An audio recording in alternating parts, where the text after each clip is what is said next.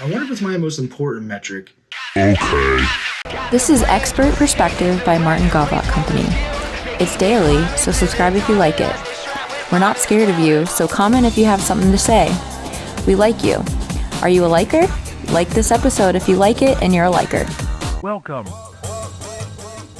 Customer acquisition cost. I count customer acquisition cost whenever they become a paying customer.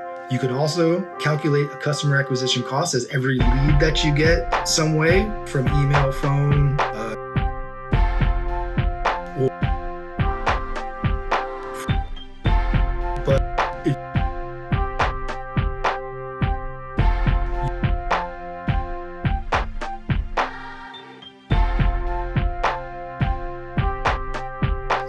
how much it costs you to get a new customer. It doesn't count old customers. It can, but I don't. Customer acquisition costs. If I spend $100 to get a new customer and they're worth $1,000, what's the customer acquisition cost? It costs $100.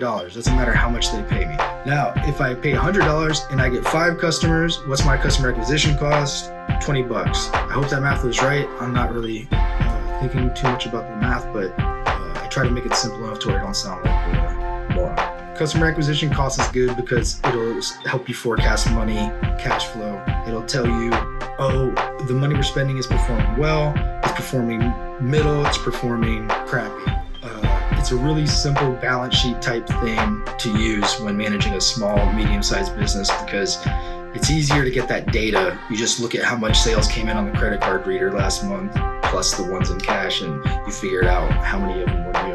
Other things like returning customers and patronage, like restaurants and bars, could be a little bit different, but you can sort of track that by doing deals to cash in on, or counting how many people came in for their first free drink, how many of those you gave away, and how much that cost, and write that off. But it's a simple way that shows you a real important number for forecasting and knowing how much money you're spending and how much you're getting back.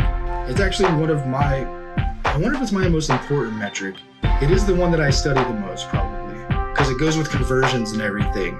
Yeah, it's probably the one I focus on the most, because I always want to scale. I always want to make more and more for someone. So if I have the customer acquisition cost, it's $300 to buy, and it costs me $20 to get them to buy that. That's great, because the margin is $280 on a $20 to get them.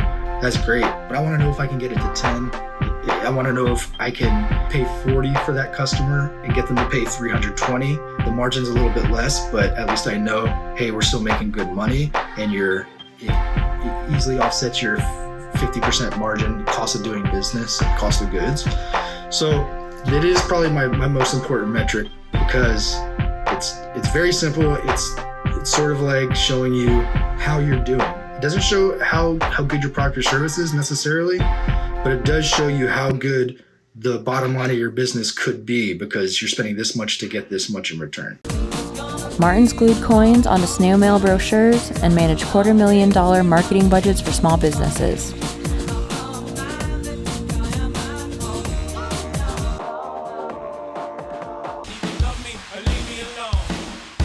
From citrus sellers to surgery centers. He pulls no punches on our website or any of our content when bragging about how to do what we do well.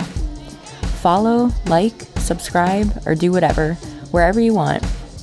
We have a podcast, Alexa Flash Briefings, Facebook, TikTok, and all that.